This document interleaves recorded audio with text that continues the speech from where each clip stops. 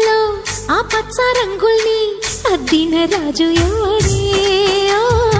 నిన్నాగో పడిగల్లో ఆ విష్ణు పాదాలు దిద్దిన మాయా దేవుడే.